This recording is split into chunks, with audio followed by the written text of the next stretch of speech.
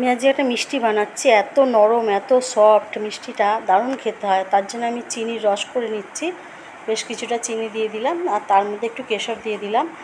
এর কালারটাও ভালো আসবে, একটা দারুণ একটা গন্ধও আসে।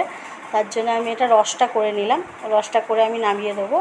ফ্রাই প্যান বসিয়ে দিলাম, এতে 2 চামচের মতন, বড় চামচ 2 চামচ আমি ছানা দিয়ে দিলাম। ছানা দিয়ে এবার 2 চামচ নারকেলও দিয়ে দেবো এর মধ্যে। 2 চামচ নারকেল দিয়ে আমি এটা একটু ভালো করে নাড়াচাড়া করে নেবো।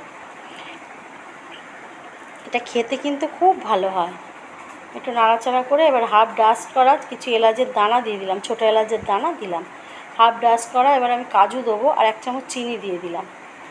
দিয়ে আমি এটাকে ভালো করে এটাকে নাড়াচাড়া করে নেবো। এবার যে রসটা করে রেখেছি তার থেকে আমি 1 চামচ রসটা দেবো, দিলে একটু মাখো মাখো হবে, এটা খেতেও খুব স্বাদ হবে। হয়ে গেছে প্রায় এটা আমার করা। এরপর এটা নামিয়ে ঠান্ডা হবে, ততক্ষণে আমি 4 কোণ পাউরুটির 4 কোণ কেটে নেব। এই পাউরুটির যে 4 কোণ কেটে নিলাম ওইটাও আমি এর সঙ্গে মিক্সড করে দেবো। খুব ভালো করে মেখে নেবো। একটু কাঁচা দুধ দিয়ে দিলাম, দিয়ে ভালো করে মেখে নিলাম। আবার 1 চামচ চিনি দিলাম। এরপর আমি পাউরুটিগুলো এক সাইড জলে ভিজিয়ে আমি এটা পুর দিয়ে লম্বা লম্বা করে বানিয়ে নেবো। আপনারা যদি মনে করেন গোল করবেন, গোলও করতে পারেন, যার যেরকম শেপ দেওয়ার ইচ্ছা দিতে পারেন। আমি লম্বা লম্বা করে বানিয়ে নিলাম। এইভাবে আমি সব কটা পাউরুটি বানিয়ে নেব।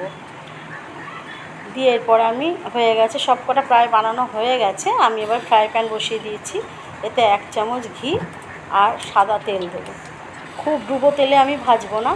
দিয়ে এবার এগুলো আমি ছেড়ে দিলাম। এটা খুব তেলটা গরম হবে দেবেন না, অল্প তেল গরম হবে তখন দিয়ে দেবেন। দিয়ে এবার আস্তে আস্তে করে ধিমে আছে এটা ভাজতে হবে, যাতে পুড়ে না যায়। দিয়ে সুন্দর করে লাল লাল করে ভেজে নেব। এটা খেতে দারুণ হয়, যেরকম সফট হবে সেরকম সুন্দর খেতে হবে, দারুণ টেস্ট হয়। কেউ বুঝতেই পারবে না না বললে যে আপনি মিষ্টির দোকান দিয়ে এনেছেন না নিজে বানিয়েছেন। এবার আমি এগুলো সব রসে ফেলে দেবো, এগুলো সব রসে দিয়ে দেবো। এবার যদি মনে করেন কেউ আসবে, আপনারা আগে থেকে বানিয়ে এটা একটু যদি ঠান্ডা করে ফ্রিজে রেখে দেন তো কেউ বুঝতে পারবে না, এত ভালো লাগে খেতে।